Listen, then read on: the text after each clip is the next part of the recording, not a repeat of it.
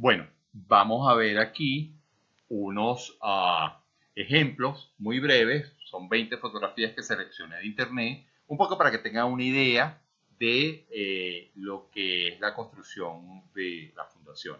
Son muy básicas las fotos. Y bueno, aquí en primer lugar tenemos lo que sería el encofrado para la realización de lo que es la base y el pedestal de una zapata. No es el modelo que yo expliqué en clase, que tiene una base, un escalón, un pedestal, porque muchas veces la gente lo que hace es que normalmente esta altura que tiene la base la incrementan para no ejecutar el escalón. Porque para ejecutar el escalón tendría primero que hacer la base, esperar que frague el concreto. Una vez que está fraguado, al día siguiente encofrar el escalón, fraguar, esperar que frague el escalón. Y una vez que está fraguado el escalón, se procedería a ejecutar el pedestal.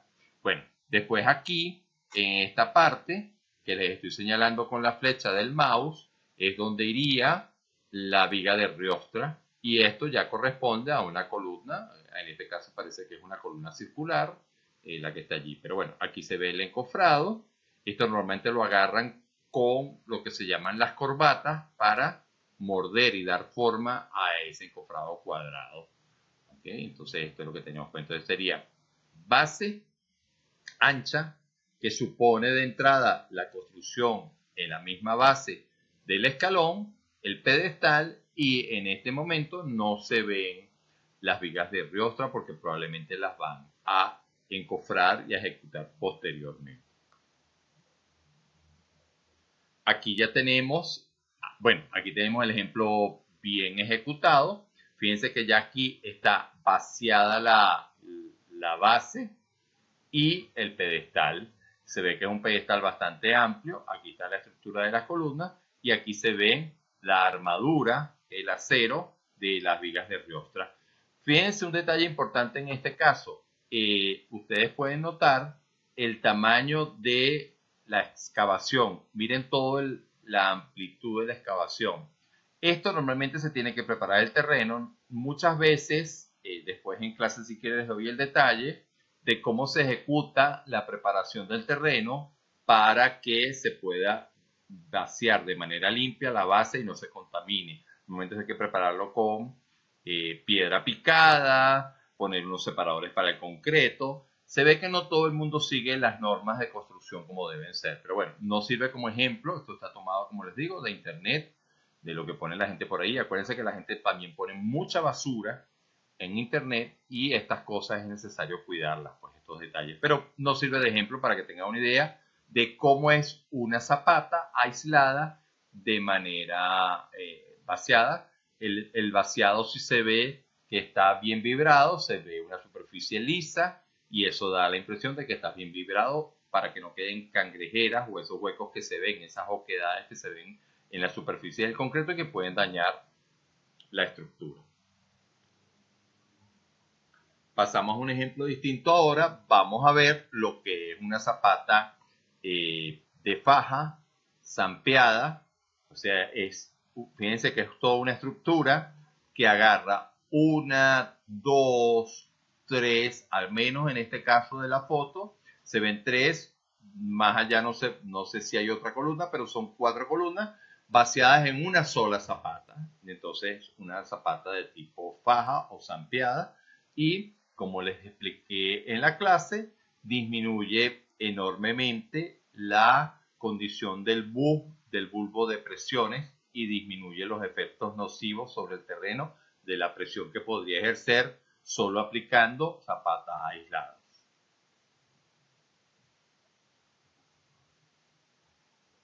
Aquí ya tenemos la zapata ya vaciada. Fíjense el detalle.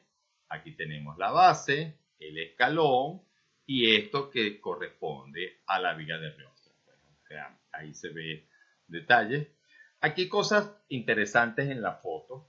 Fíjense que no es una estructura importante desde el punto de vista estructural, porque cuando uno ve que lo que tiene son cuatro cabillitas y unas ligaduras de estas características, se ve que no es una estructura que va a llevar gran peso. Probablemente es una zapata zampeada para una estructura de un solo piso. Pues, es lo más probable.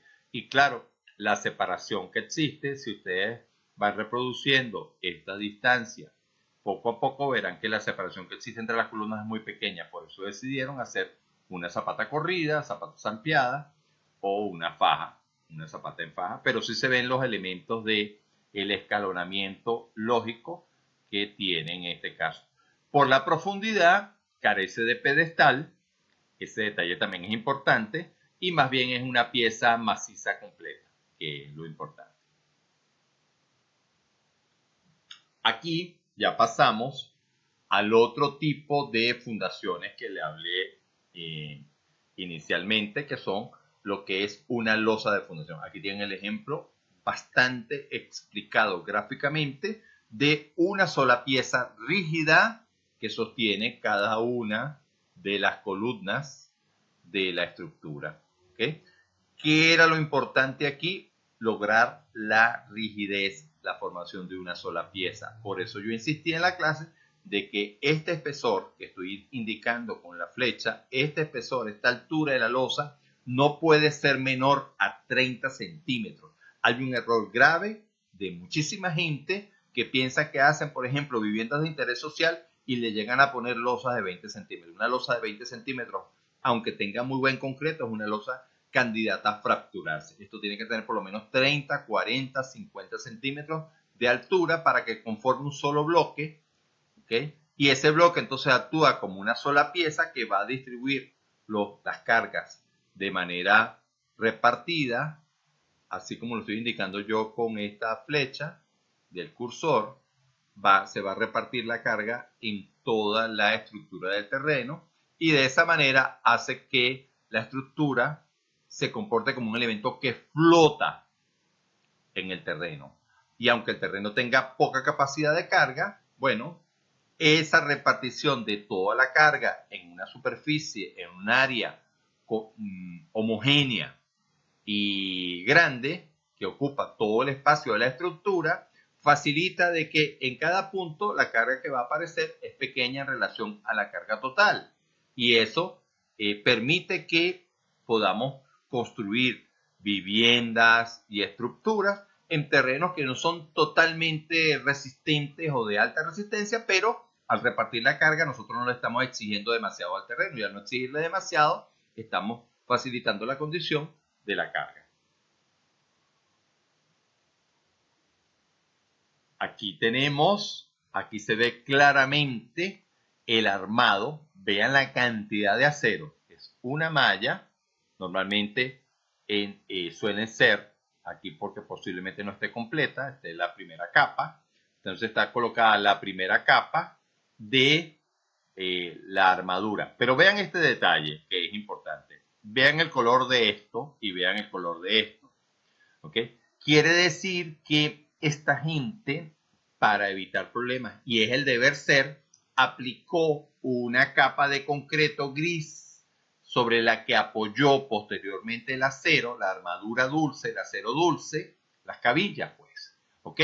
Y evidentemente se están cuidando los detalles porque al tener esta capa ya prevaciada, que es una capa simplemente para limpieza, ¿okay? Lo que vaciemos aquí encima quedará como una estructura completamente limpia y aislada del suelo. Posiblemente este concreto sea un concreto que tenga características hidrófugas, con lo cual garantizamos que el agua que pueda haber en el terreno, que es de color marrón como se ve aquí, no suba hacia la losa y no dañe la armadura. Después ven aquí también unos elementos, como lo señalo aquí, con la flecha. Vean que hay unos elementos horizontales que son como las vigas de Riostra, que son los plementos, los refuerzos que tienen esa estructura, y posiblemente aquí, vean este punto, este detalle, es donde se van a apoyar las columnas. Pero si ustedes se fijan también, se ve que esto es una estructura, una plancha de acero. Quiere decir que muy probablemente sobre esta losa de fundación se va a construir una estructura de acero, o sea, posiblemente sean unos perfiles de acero y no de concreto, sino unos perfiles de acero que van a ser soldados a estas piezas que se están colocando aquí, pero que están muy bien montadas, o sea, se ve muy limpia la estructura para este tipo de trabajo. Y se ve que está colocando el acero como debe ser. Aquí ya ven un ejemplo también de una losa un poco más pequeña, vaciada, todo el encofrado, de madera, todo el refuerzo, ¿ok? Y se ve cómo están haciendo el vaciado, están introduciendo el concreto, están haciendo el allanamiento de toda la estructura. Entonces se ve todo el borde que cierra la losa e internamente pues se ven los refuerzos que tienen los distintos elementos estructurales, pues. Y se ve obviamente lo que son los arranques en cada uno de estos de las futuras columnas y los futuros muros que va a llevar la losa. Aquí tenemos un ejemplo bastante claro ya de la losa vaciada. Muy interesante aquí porque fíjense la disposición de estas cabillas. ¿Ok? Viene la disposición de estas cabillas. Ustedes pueden ver en esas estructuras que posiblemente aquí ya no van a haber columnas, sino unos muretes o unos muros de carácter estructural que arrancan de la misma losa de fundación. Es muy interesante porque no es solamente un elemento puntual como pudiera ser este que estoy señalando aquí, que puede ser de una columna, sino un elemento más bien de tipo laminar, que sería un muro completo que va a ser vaciado encima de la losa de fundación. Pero fíjense que la disposición siempre es la misma, una gran losa muy rígida, muy resistente, sobre la que vamos a apoyar los distintos elementos estructurales. Ese es básicamente el concepto y que flota en un terreno que por características generales no es el más resistente, sino un terreno que tiene ciertas deficiencias en relación a la carga y conviene más bien repartir la carga en la mayor área posible del edificio para que lo que corresponda a cada centímetro cuadrado del terreno sea la menor cantidad de carga posible. Aquí tenemos un ejemplo de lo que les decía. Aquí se ve la doble capa, ¿okay? Y el vaciado del concreto. Ahí se ve la cabilla. Y siempre verán en las losas de fundación un entramado continuo. O sea, no se pueden ver vacíos de puro concreto. Eso sería una solución constructiva fatal para una losa de fundación. Una losa de fundación siempre es un elemento que va a tener doble capa de acero. ¿Okay? La separación dependerá del cálculo del ingeniero, pero tendrá doble capa de acero y una altura considerablemente importante. Bueno, este detalle para que vean cómo es normalmente y fíjense cómo está apoyada debajo.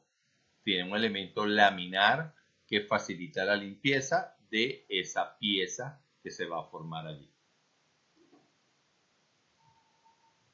Ok, pasamos ahora a lo que son las fundaciones indirectas. En este caso, entonces, tenemos un esquema muy interesante, muy significativo de lo que es un pilote. Aquí viene un detalle importantísimo. Este punto que estoy señalando aquí es el punto del pivote. Repito, que eso les quede para el resto de su vida. Pivote donde se produce la interacción de la prolongación del acero y de la columna de la superestructura que termina en el cabezal y comienza el pilote.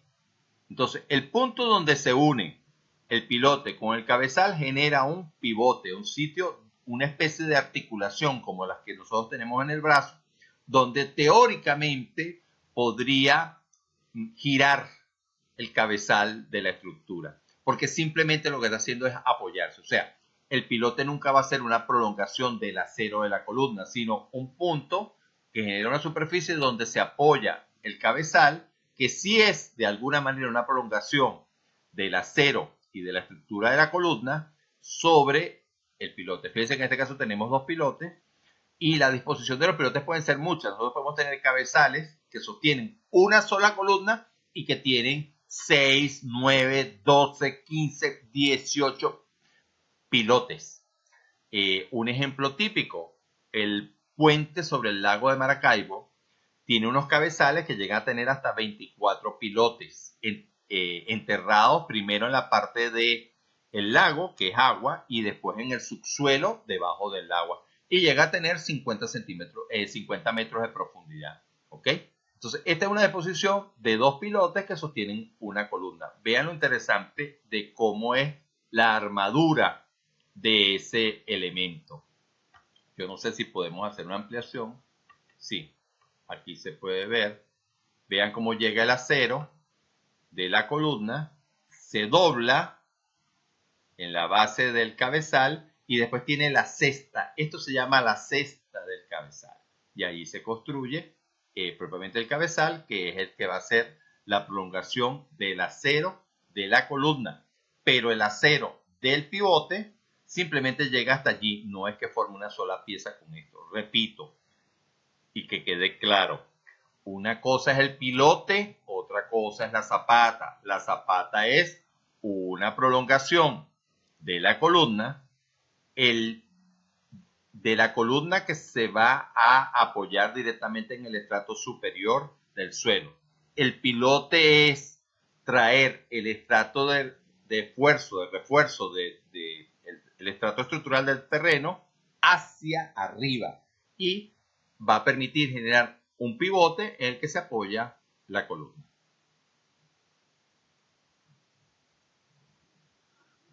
Aquí tenemos una fotografía donde se ve perfectamente vaciado. Fíjense que este es de 4 pilotes, o sea, tiene 4 pilotes, tiene 2 vaciados de concreto y se ve la armadura de los otros pilotes. Un ejemplo de cómo es. Y aquí arranca en el medio. Fíjense que aquí tendría un pilote, el otro pilote, el tercer pilote y el pilote de atrás. Y justo en el medio, donde no hay pilotes, es donde arranca la columna, pero está sostenida por esos 4 elementos.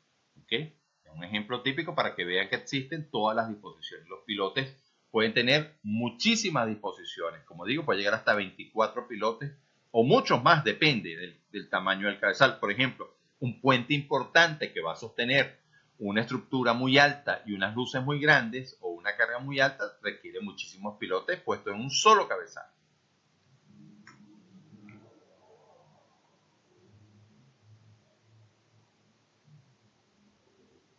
Aquí tenemos, fíjense esto, esta es la armadura de un pilote. En este caso es un pilote que va a ser vaciado en situ. Fíjense cómo es la estructura, ¿ok? Una cesta, aquí queda un espacio abierto que es por donde se mete el tubo para vaciar el concreto y se ve que es en sitio por la forma, por las características del terreno, que se ve que aquí incluso está la máquina para izar el pilote y está la estructura de las armaduras, ¿ok? Con el suncho, ¿ok? Con el elemento que va a hacer el amarre de los elementos longitudinales. O sea, el suncho siempre es el elemento que va a ser que la disposición de los elementos longitudinales forme una sola unidad. Si no existiera esta pieza, esa especie de que en las columnas llamamos ligadura, ¿okay? Si no existiese el suncho, no tendríamos la posibilidad de generar una sola pieza, porque la riqueza de la fuerza estructural de un pilote, de una columna, son los elementos transversales. Estos elementos que son más delgados son los que cumplen la función de amarre fundamental de los elementos longitudinales.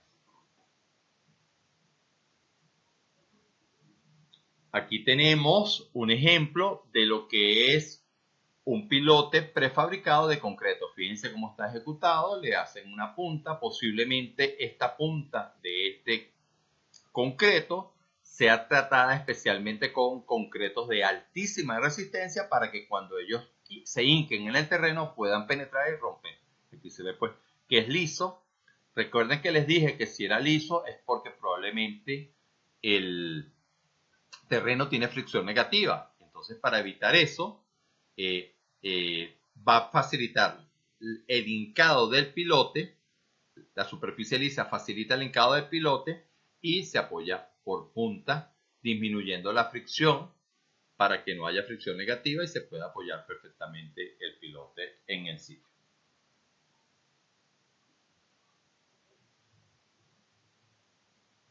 Aquí tenemos una serie de pilotes vaciados en sitio. Fíjense la forma que tienen. Esto se hace con formaletas circulares, ¿ok? Y ven la disposición, pues aquí se ve que hay unos alineados, porque la alineación de los pilotes en la forma de cabezal puede ser muy variada.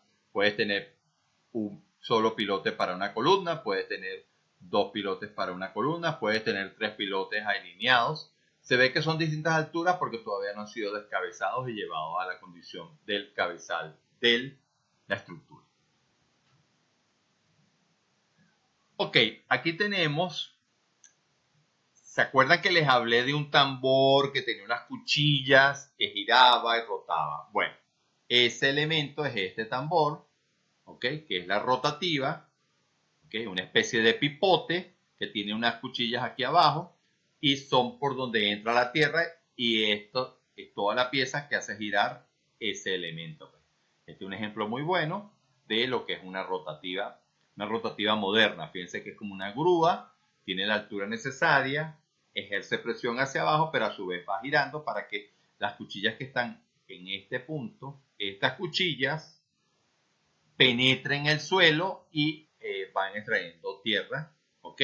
A la vez que se va aplicando en el hueco la bentonita como les expliqué en clase. Aquí tenemos la misma máquina, pero ya en acción. ¿Ven? Aquí se ve la tierra.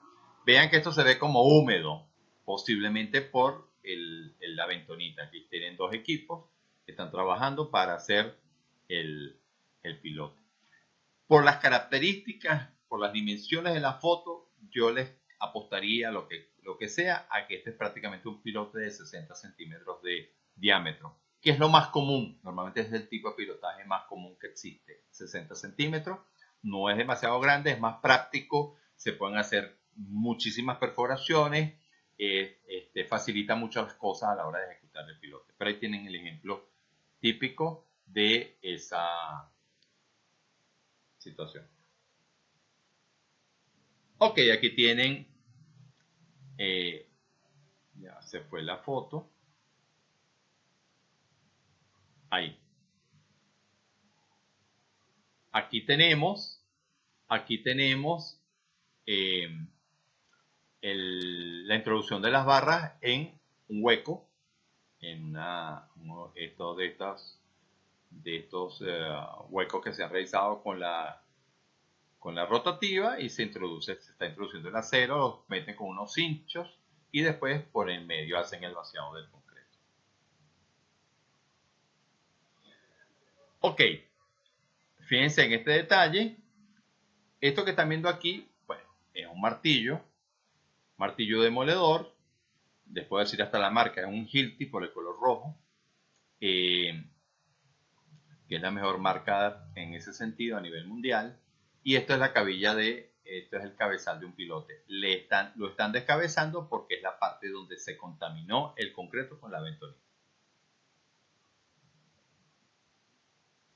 Aquí volvemos a tener unos ejemplos de unas hileras de pilotes y esta estructura que tienen encima básicamente es para después lograr instalar allí las cestas de los cabezales de ese pilote.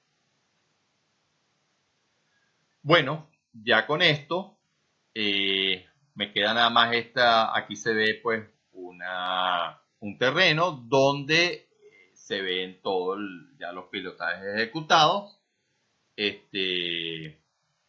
donde se ven el pilotaje ejecutado y bueno, están allí, vean la disposición.